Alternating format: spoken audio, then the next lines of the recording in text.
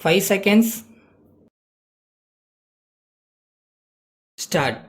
மாண்புமிகு பேரவை தலைவர் அவர்களே, மேதகு ஆளுநர் அவர்கள் ஆற்றிய உரைக்கு நன்றி தெரிவிக்கின்ற தீர்மானத்தின் மீதான விவாதத்தில் பங்கு கொள்ள அனுமதி வழங்கிய தங்களுக்கு முதற்கண் என்னுடைய நன்றியை தெரிவித்துக் கொள்கிறேன்.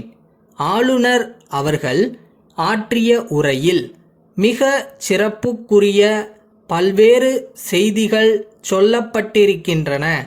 அதில் குறிப்பாக சொல்ல வேண்டுமென்றால், மக்களுக்கான நற்பணிகளை செய்யும் பொறுப்பு மாநில அரசுகளுக்குத்தான் உள்ளது என்பது நல்ல செய்தியாக இருக்கிறது. இதன் மூலம் சேவை வரி விதிக்கும் அதிகாரம் என்பது மாநிலங்களுக்கு வழங்கப்படும் நிலைமை உருவாகியுள்ளது. இதனை நம்முடைய அரசாங்கம் விரைவில் செயல்படுத்த வேண்டுமென்று கேட்டுக்கொள்கிறேன். கால்நடை வளத்தை பெருக்க ஊக்கம் அளிக்கப்படும் என்று ஆளுநர் அவர்கள் கோடிட்டு காட்டியுள்ளார். வேளாண்மை தொழிலில் நவீன கருவிகளின் வருகையால் கால்நடைகளின் எண்ணிக்கை குறைந்து வருவதை நாம் அறிவோம். எனவே அரசின் இந்த அறிவிப்பு கிராமப்புற மக்களின் வாழ்க்கையில் மறுமலர்ச்சியை ஏற்படுத்தும் என்பதில் ஐயமில்லை.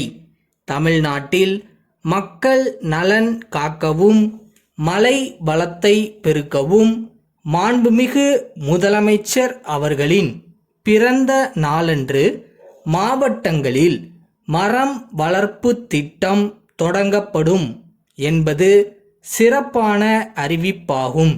ஒவ்வொரு மாவட்டமும் இதன் மூலம் பயன்பெற வாய்ப்பு உள்ளது. மேலும் இந்த மரக்கன்றுகளை நல்ல முறையில் பராமரித்தால் அதன் மூலம் ஊராட்சிகள் அனைத்தும் வருவாய் ஈட்டவும் வாய்ப்பு உள்ளது.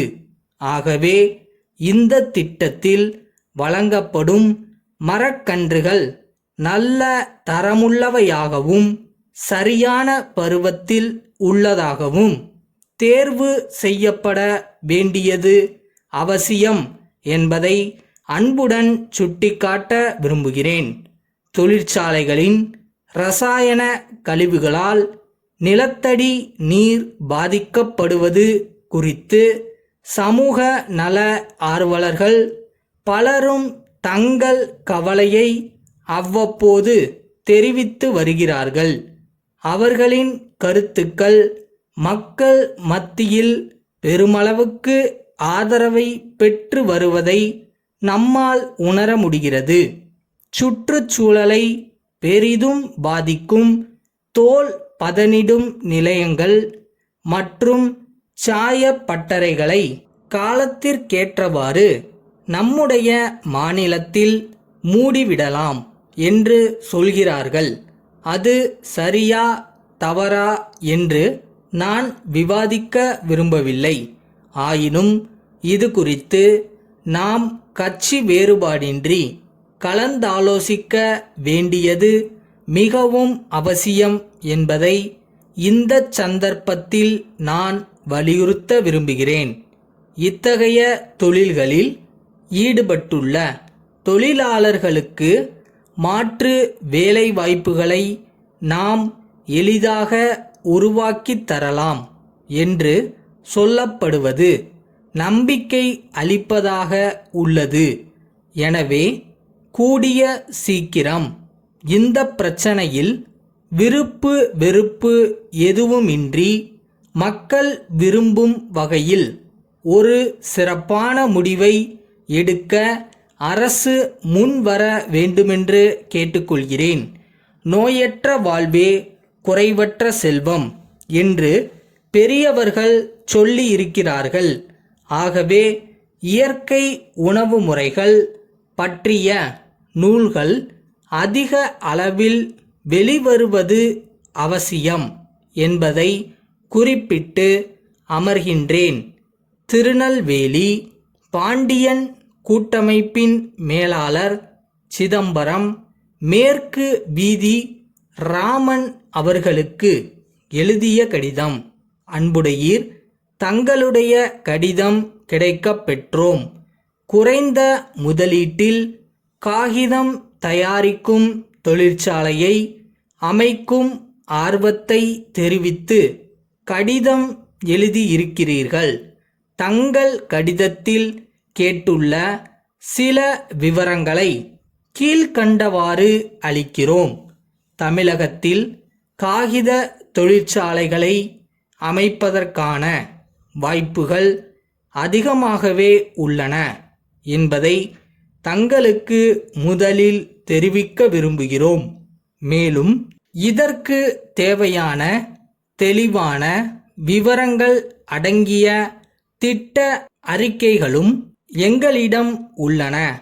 முன்பெல்லாம் தொழில்நுட்ப ஆலோசனை என்றாலே அரசு துறைதான் வழங்க வேண்டும் என்ற நிலை இருந்தது.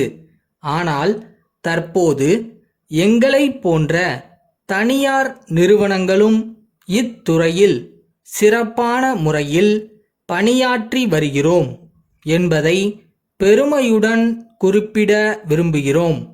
தொழில் வளர்ச்சிக்கு பாடுபட்டு வரும் எங்களுடைய பணிக்கு நல்ல ஆதரவு அளிக்க வேண்டுமென்று கேட்டுக்கொள்கிறோம்.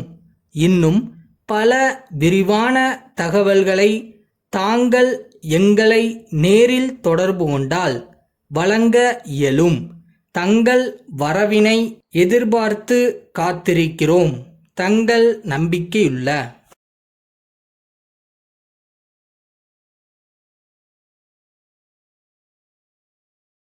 ஸ்டார்டிங் எப்பயுமே கொஞ்சம் கஷ்டமாக தான் தெரியும்.